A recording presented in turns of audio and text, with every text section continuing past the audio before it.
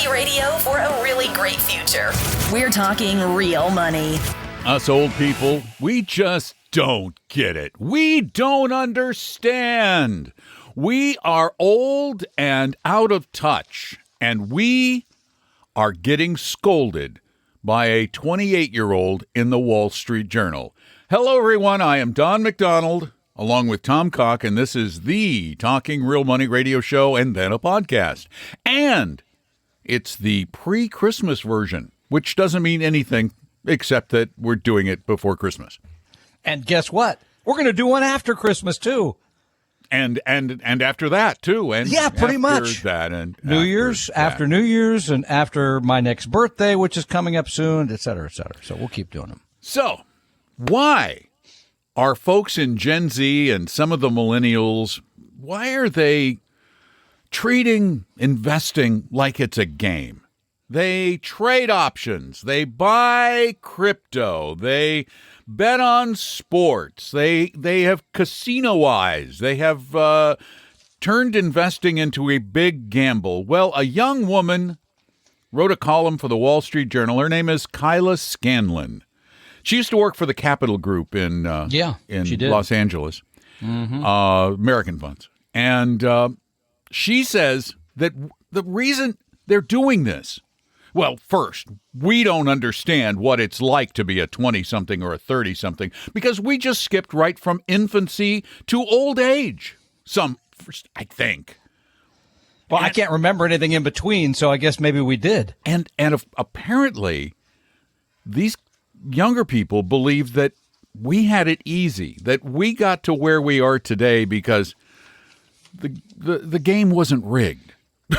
As it is today now, for people under the age of, 40, I guess you could say? I don't know where the cutoff is, but she says, quote, about their gambling. She goes, quote, "What seems like recklessness to parents and grandparents is actually a worrisome form of economic adaptation."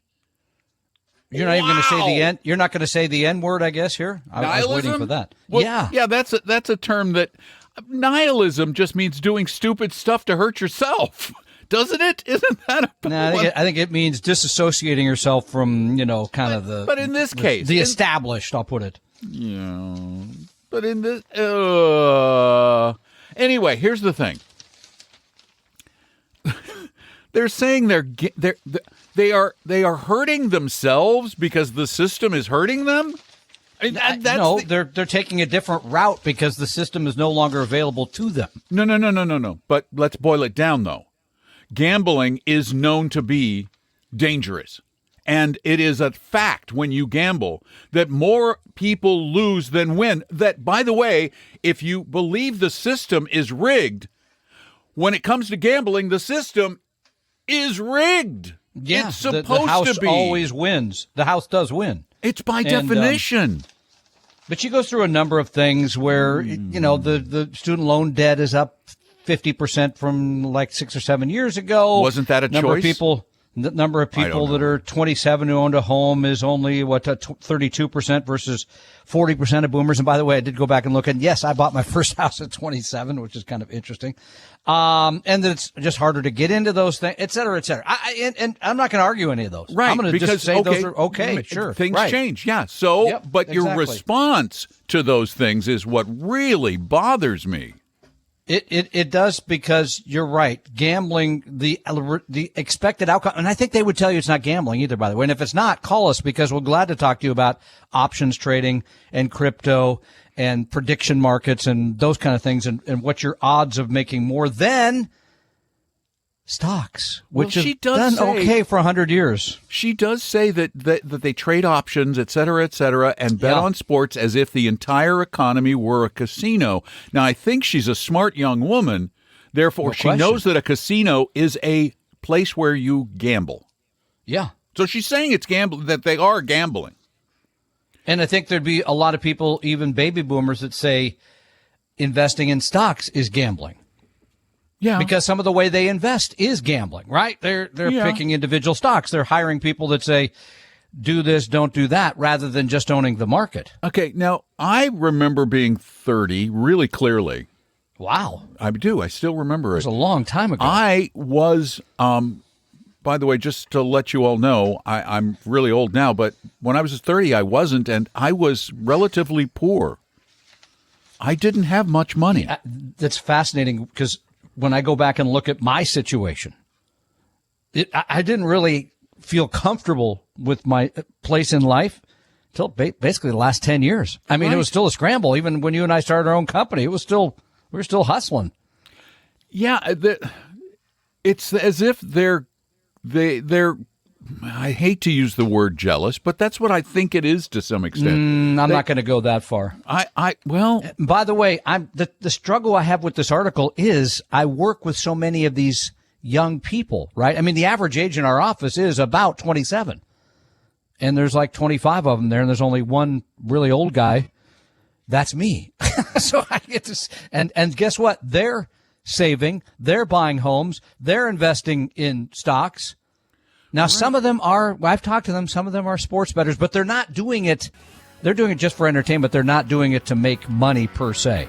Yeah, but it's really, what strikes me about this is she's basically saying that this illusion has vanished of being able to build wealth, and the only alternative is chaos, as opposed to maybe approaching it smarter. Tom and Don are talking real money.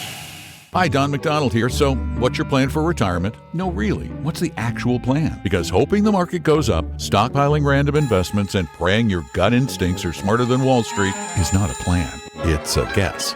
And when the market gets bumpy, and it always does, guessing leads to second guessing. And second guessing leads to panicking. That's why you need more than a portfolio. You need a purpose, a strategy, a real financial plan built just for you by a 100% fiduciary advisor who's legally obligated to act in your best interest. Imagine that. Start your plan today with a free, no-pressure meeting at TalkingRealMoney.com or call 800-386-3004. That's TalkingRealMoney.com, because your future deserves more than crossed fingers and wishful thinking. By the way, no sales pitch, no obligation, just smart help for real people who want to stop guessing and start planning. Appella is an SEC-registered investment advisor. See AppellaWealth.com or the firm's Form ADV for more details. Your guides to a really great financial future. Tom and Don are talking real money. Hi, welcome back to Talking Real Money. I'm Don, along with Tom, and we're talking about an article in the Wall Street Journal by a young woman named Kyla Scanlon entitled, Why My Generation is Turning to Financial Nihilism, which, okay, let's define it dictionary-wise. Yeah. It's the rejection of moral principles and the belief that life is meaningless. Yeah, you're just saying that doesn't work, so nothing works, I just give up. Yeah, but here's the thing. Yeah. Here's the thing. And I know you guys hate being given advice by old people, but there's one silly little thing that you'll discover in a few years comes with getting old, and that's greater wisdom. You'll learn a few things. And one of the things that doesn't work, and here's what you're saying, is I'm just going to maximize my speed of doing this. I'm just going to try and maximize the leverage. I'm going to maximize the payoffs, and I'm not going to be patient. But what you should be doing, these are things that have actually worked in practice. Reducing your consumption. Delaying the gratification. I know that you want it now, we all do, but wait. Pool your risk. Don't take more risk, but take smarter risk and lower your risk. And don't leverage yourself. It is, yeah, I get that it feels bad, but what you're doing is hurting yourselves more by doing the things you're doing than by doing dull, boring things that have worked not just for us, but for our parents and their parents and their parents. And if it makes you feel any better, I made a lot of these same mistakes at 30, right? I mean, I made some bad financial errors and I got better at it. But okay, you raise a couple of pretty interesting points. You mentioned it slightly in passing, and that is leverage. We do know one thing, that generally borrowing money for whatever purpose, if you are overextended, if you've borrowed a lot and things go the wrong way, that can be a real problem. So that's something to pay attention to. And that gets back to the student loan situation at $1.5 trillion. I mean, it's some ridiculous number. It's a lot of money. So that's a problem. And if you're in that situation, I would urge you to immediately figure out the debt situation. Number two, this is one thing that doesn't get even mentioned in the article. You kind of alluded to it. That is flexibility. If you're in a bad place, and you've talked about this a lot on the podcast in the last 15 years, sometimes you got to spend less. Sometimes you got to make changes in your lifestyle. I think that's absolutely 100% true. And here's the final one. When I read this, I think, okay, all these headwinds, sure. And by the way, we had when I graduated from college, there were no jobs. Unemployment was very high. Inflation was very high. It was not a great time to go out and look for a job. So it was bad. But I didn't run out to take more risk as a result of that. I think, and you run into people who say this, I'm 60, I don't have enough money for retirement, so I'm going to put it all on red. That generally is not the best thing to do. The best thing to do is try to use the tried and true methods of which we have spoken.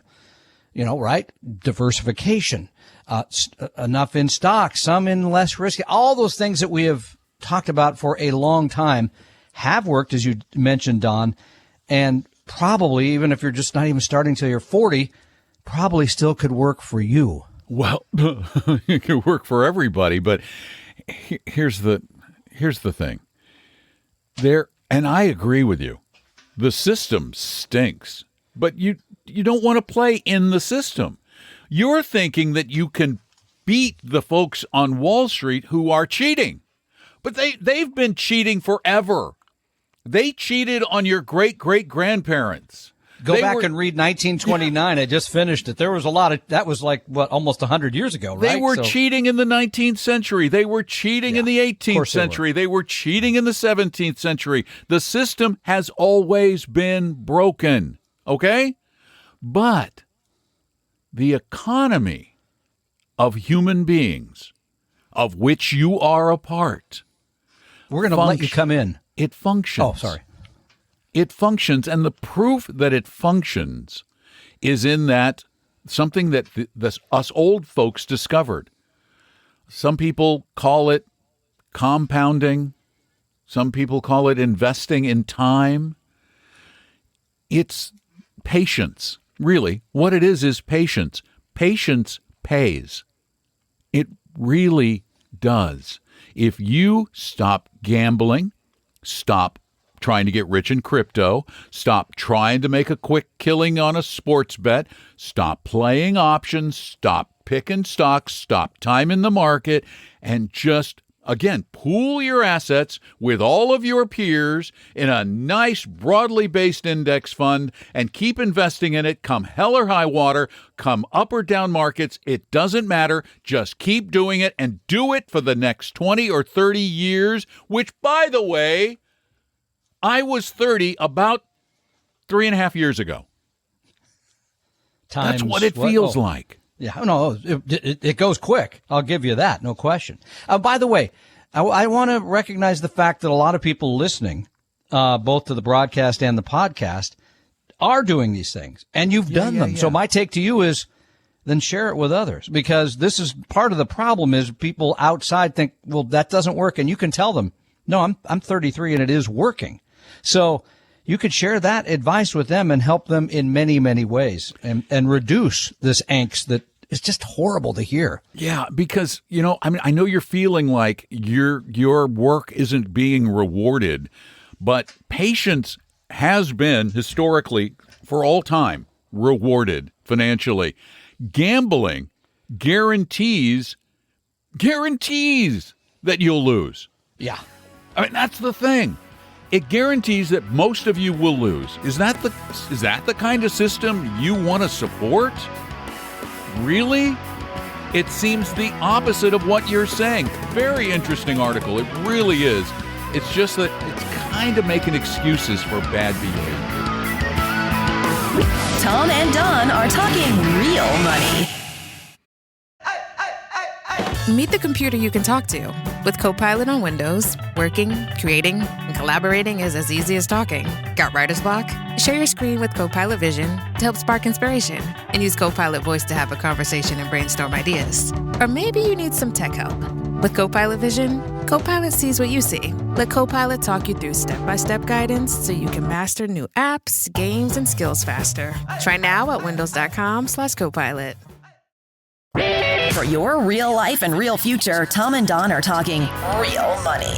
Want to chime in or have a question? Our phone number is 855-935-TALK, 855-935-8255. I just want to add one more thing to this. Oh, of course you do. There's one paragraph that I think really says everything about this argument. She says, quote, "A small chance at a large return beats a near certainty of a slow decline." Now, she's making a flawed assumption there that a slow decline is a certainty. Then she goes on to say, even a stock market with an almost 20% gain over the course of 2025 can't compete psychologically with the promise of a 1,000% gain in one day. The logic is closer to game theory than pure irrationality. She apparently didn't study game theory in college. No. Because game theory says you optimize your outcomes given incentives, probabilities, and time. And to go for 1,000% gain in a day over 20% in a year is irrational. The incentives are all messed up. There is no high probability of success, and there's no patience involved. No, and the people we know who are striving for that most of the time come up short. In fact, end up losing a lot of money. So from that angle, it's just horribly wrong in many, many ways. Yeah. And let me just go ahead and say it for all of you younger folks out there. Yeah. Okay, boomer. There you go. No, old boomer. That's what I get at the office. Old boomer. Old boomer. Yeah, I get it. 855-935-TALK if you want to share something with us or ask something of us. We're good for either. And again, phone number is 855-935-TALK, but you can also send questions in at talkingrealmoney.com. That's our website. And there's a form. You just fill it out and you send it in, or you speak your question. It works either way. And Tom has the written ones there because he's a paper fiend. My war on trees, as one person called it recently, continues. He for some reason hope they don't have a war on me because if they fall. Apparently not. Peter from Ypsilanti, Michigan writes, and if I hadn't heard that before, there's no way when I look at it I'd be able to pronounce it right. The subject, he says, is cap-weighted versus equal-weighted index funds. What are the pros and cons and the advantages and disadvantages of each? Are most investments in index funds cap-weighted, and why? Does your sub-asset class play a role? For example, having one fund that includes the total market versus having a large-cap growth fund, small-cap value play a role. Enjoy the show. So cap-weighted versus equal-weight. So let's first describe what that means. So if you buy the S&P 500, you end up, I think I just read this again the other day, about 40% of your money is in 10 stocks because they weight it by the capitalization of the companies in that index, right? Right. Versus just saying every company in the S&P 500 gets $1 of your investment, $1, equal weighted. It turns out that because of equal weighting, that would favor smaller companies, value, right? Things that are underperformed. Think so, yes. Yeah, you'd have greater returns doing that. So you raise a really good point, I think, Peter, around the fact that does it then make sense to just own a large cap growth fund and then also own a small cap value fund, for example, because those are very different asset classes. Yeah. Cap weighting versus equal weighting. Technically, equal weighting fits with what we believe more than cap weighting.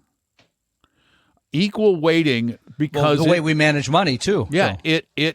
It overemphasizes the little companies. It overemphasizes the undervalued companies, and that's value. But it's a more for the index fund, it's a more complicated process. It is much, much harder. That's why you don't see as many of them, and they're more expensive. They tend to be more expensive. They're neither. There are positives and negatives to both. Yeah, of course. Yeah.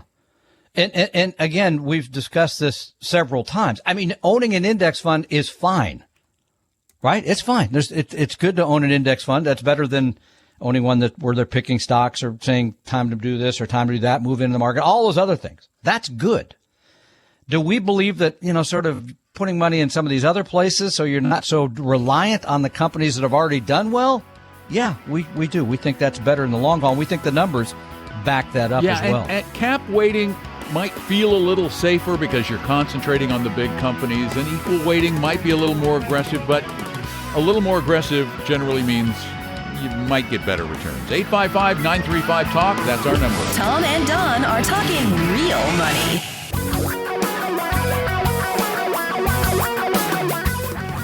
Reality radio for a really great future. We're talking real money. You have a standing or sitting invitation to join us on the show at 855-935-TALK, 855-935-8255. And stepping in as a spokesman for Millennials et al. From Sammamish, Washington. Ladies and gentlemen, please welcome Jason. I got to get out of my chair so he can take it here soon. So I'm keeping it warm for you, Jason, whenever you're ready. So I've got an intro, a whole intro and everything. I love it. Dude, you've been here long enough. You get an intro. Thank you. Hey, Don, so I largely agree with what you're saying about patience. However, I'm not wholly unsympathetic to this argument that's being made by younger people now. In fairness, I'm more of a Zennial. I'm kind of at the edge of Gen X and beginning of Millennial. So I'm 47. So I'm younger than they are. You're too danged old to take this position. Yeah, you dude. can't. Yeah, exactly. Yeah, I'm sorry. You got to move on. You're close. You're closer to a boomer. Yeah.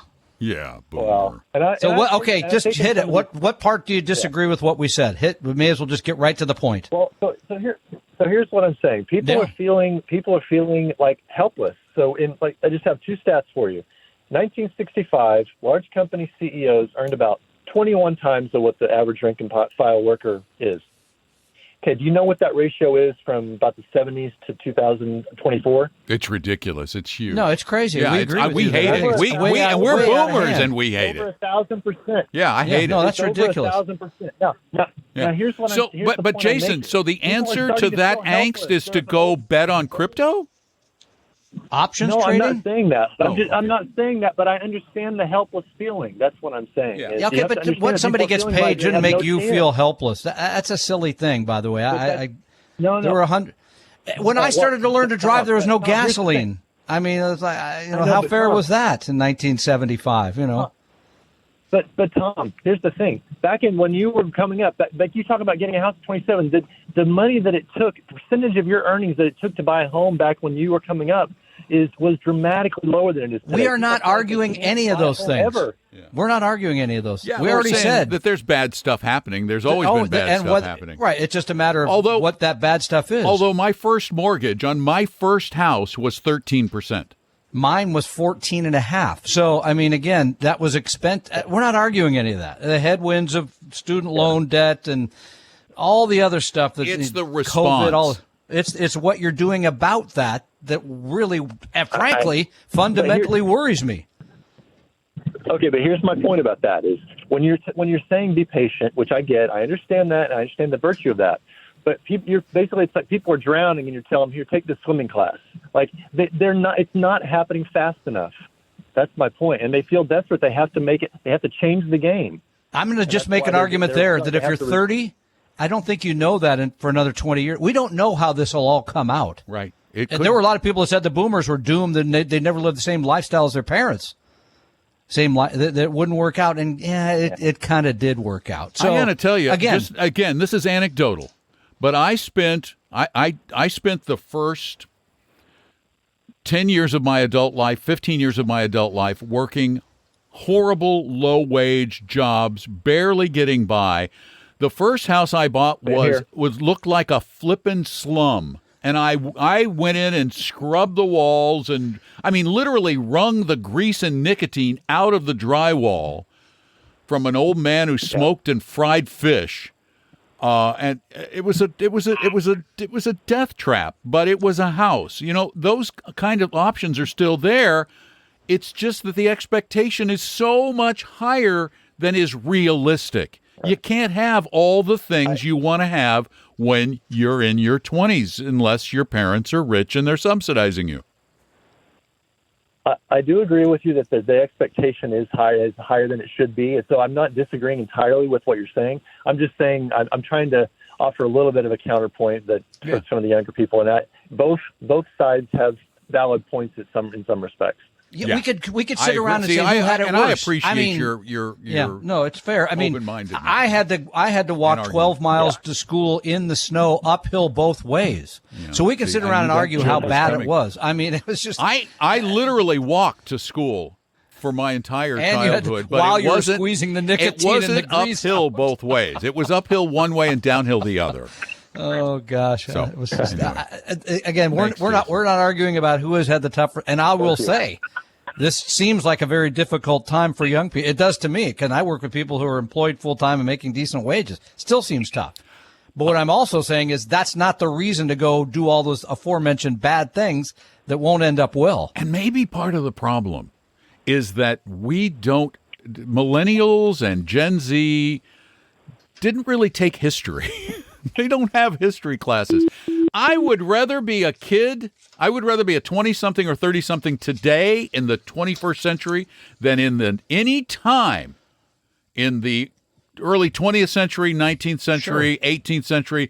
Life was truly horrible back then. Well, and again, there's things that are better today. For example, oh my gosh.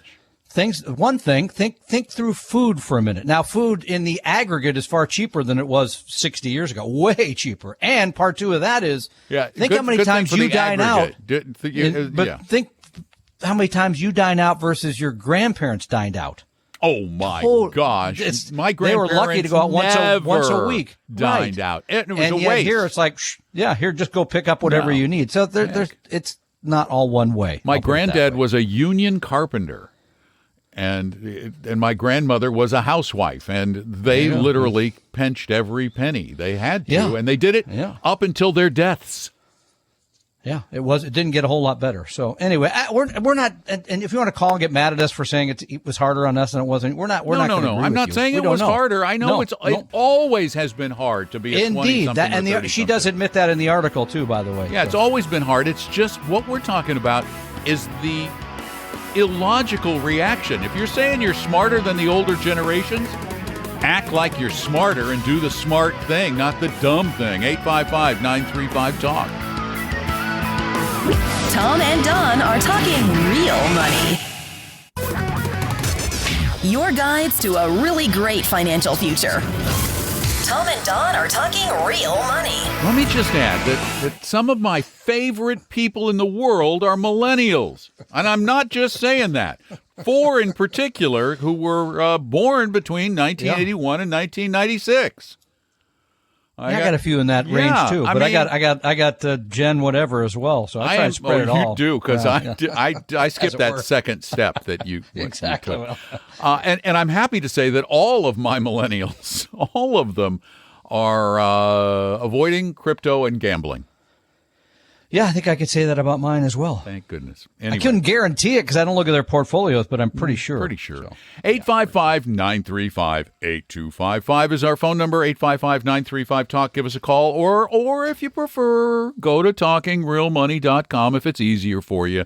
And send your questions in because Tom likes to fondle the paper and then read the questions. Yeah, I like cutting down the trees first. I got the war on the tree thing going. How do you pulp them down to the paper form? Easy. That's the hard part. By the way, I got a question for you because it is the holidays, and I had my grandsons over last night to do some art and some cookies, and they watched my train thing for about 45 seconds, which is great. But Grandpa, can we crash it? Can we? But they wanted to watch, and this would not surprise you. I said, we'll watch a movie afterwards. What movie? Home Alone. So then I said, which Home Alone? And they said 5. I was like, there was no Home Alone. Do you know how many home? I was wrong. I said, no, there were no 5. And he said, I think there were 6. He's 8. I said, no. Whoa. Turns out I was wrong. Yes, they've made 6 Home Alone. I don't think after the first one. Home Alone 5 is a different kid. Well, no, they're different. Home Alone 3 is what they watched, and it was a different kid. Okay, it's frankly, a different it's kid. Same setup, same thing, but it wasn't. One of them, Trump was funny, in. So. I think it must have been 2. That was the early ones. Wasn't one. That was 2 because that was the New York one. Yeah. Okay. Anyway, for what it's worth. So go home and watch Home Alone 6. Let me know all about it. I didn't know there were 6. I see one that says Home Alone 9. This is not getting better. All right. Let's answer some of these questions. You got a question coming in. on paper? Yeah. No, I do, but call us because it's the holidays. We like to hear from you anyway. Well, did you give the number and everything? 855-935-TALK. 855-935-8255. That would be your gift to us to call and be part of the show. Yeah. But I will answer. We will answer the questions. You will ask it. I will ask it. You will answer it. Here we go. From Cave Creek, Arizona, where I wish I was at this moment. There was snow here this morning. So Sarah, which is, I hope, filling in freezing up all these popped up lakes all over. The whole valley still looks like a lake. It's crazy. Sarah writes, I was just listening to your podcast from December, and you started talking about Hormel stock in 1985. Yeah. Hormel compared to Motorola. Yeah. Well, I was just getting to that. Anyway, starting in August 1985, Hormel workers in Austin, Minnesota went on strike. I didn't know there was an Austin, Minnesota. Well, it makes sense. The company's headquarters was in Austin as well. It was a strike that was on TV news a lot, huge blow for the city. Austin had a population of 23,000. My father was a Hormel executive and one of the main spokesmen. There was no social media then, thank God. But Hormel was on nightly news, ABC, NBC, and CBS. McNeil Lehrer covered as well. I never knew the stock went up so much back then, maybe because it was on the news so much. So interesting. It's more of a comment, but it raises, you steal the punchline all the time. Well, because that's what we talked about when we talked about Hormel. Because that was, we stole that from, Weston Wellington at Dimensional Funds.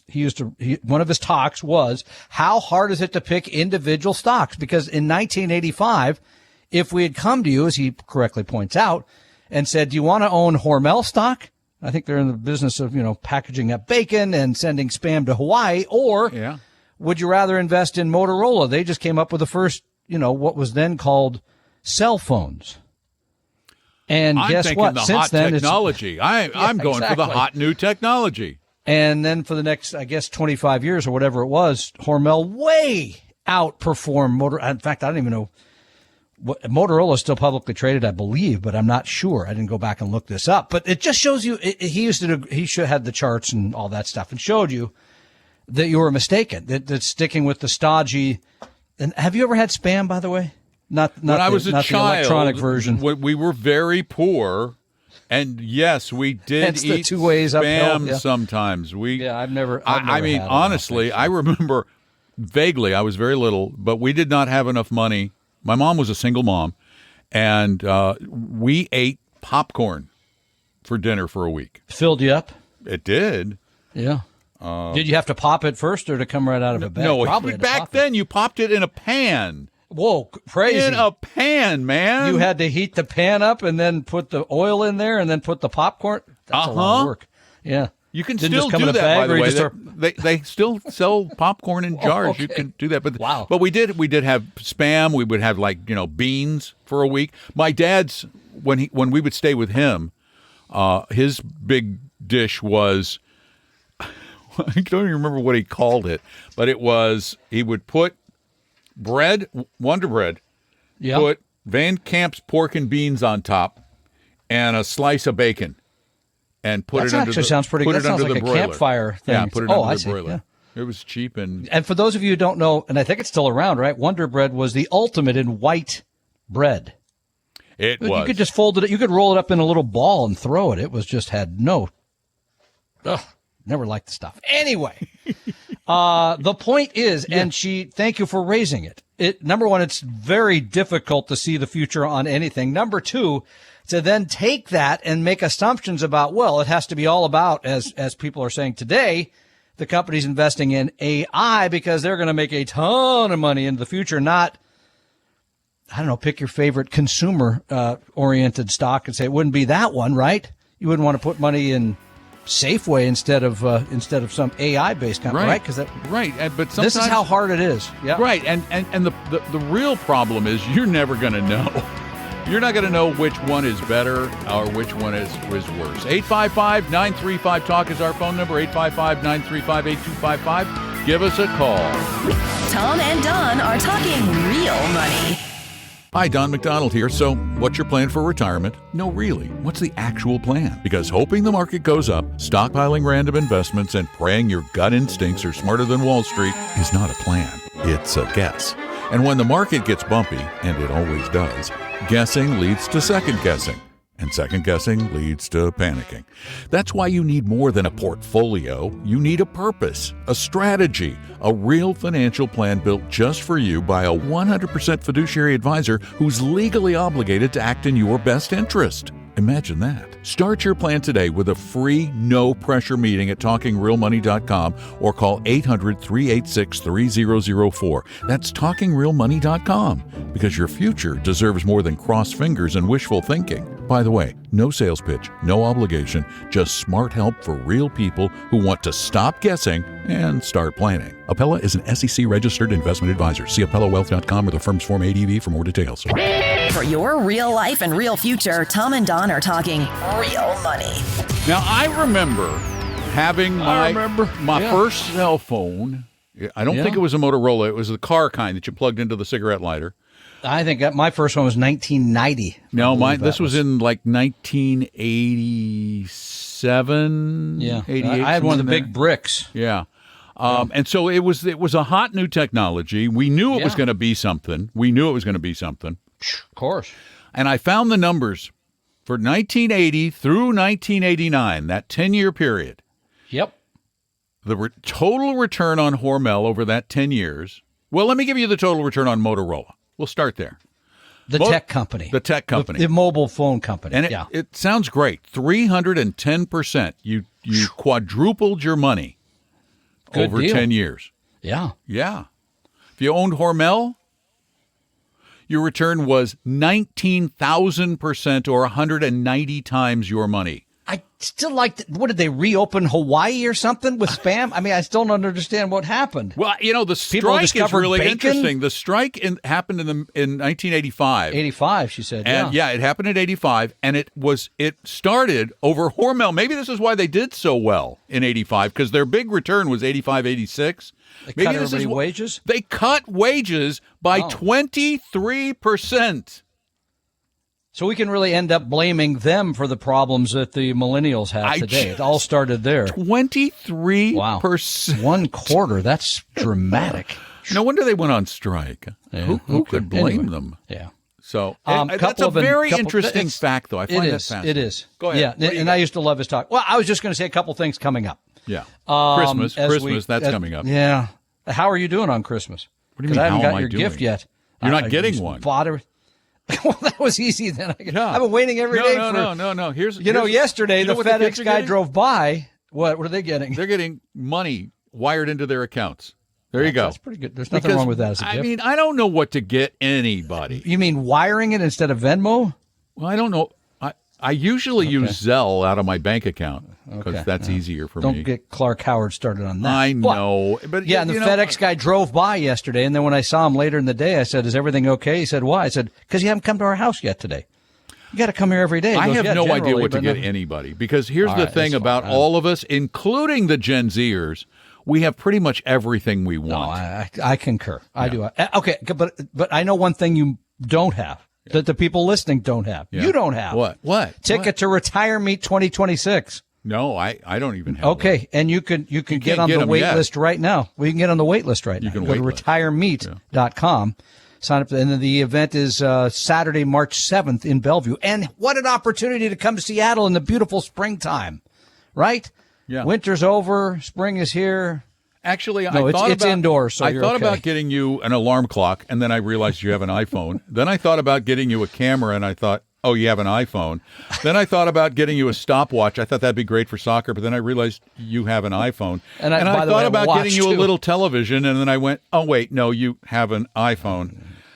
These devices have taken away all the cool gifts. That's a good point. That's a good point. You don't want an MP3 player? No, it's on your iPhone. CD player? It's on your iPhone. Okay. All right. So you could get, because I'm only on 15 or something. You could get me a new iPhone then, I guess. I want to get you. I'm okay with that. Yeah. Okay. I'll take the wire. But I do want to get out of here. If you want to ask us questions, go to talkingrealmoney.com. If you want to meet with an advisor, click Meet an Advisor at talkingrealmoney.com. The opinions and views expressed on this podcast were current on the date recorded. Opinions, estimates, forecasts, and statements of financial market trends that are based on current market conditions constitute our judgment and are subject to change without notice, including any forward-looking estimates or statements which are based on certain expectations and assumptions. Although information and opinions given have been obtained from or based on sources believed to be reliable, no warranty or representation is made as to their correctness, completeness, or accuracy. Information presented on the podcast is not personalized investment advice from Appellate Wealth. The views and strategies described may not be suitable for everyone. This podcast does not identify all the risks, direct or indirect, or other considerations which might be material to you when entering any financial transaction. Past performance does not guarantee future results, and profitable results cannot be guaranteed. We hope you realize that the information provided on Talking Real Money is for informational, educational, and hopefully enjoyable purposes only. The podcast is not trying to get you to buy or sell any financial products or securities. Instead, the program is provided as a public service by Appellate Wealth, a fee-only registered investment advisor. Please see Appellate Wealth's ADV Part 2A on our website for information regarding Appellate's fees and services. Appellate Capital, LLC, DBA Appellate Wealth, is an investment advisory firm registered with the Securities and Exchange Commission. The firm only transacts business in the states where it is properly registered or excluded or exempt from registration requirements. Registration with the SEC or any state securities authority does not imply a certain level of skill or training. Appellate does not provide tax or legal advice, and nothing either stated or implied here should be inferred as providing such advice. Thanks for listening, and please visit TalkingRealMoney.com for more information and important disclosure related to performance of any specific index or fund quoted in this podcast. And the lawyers get richer.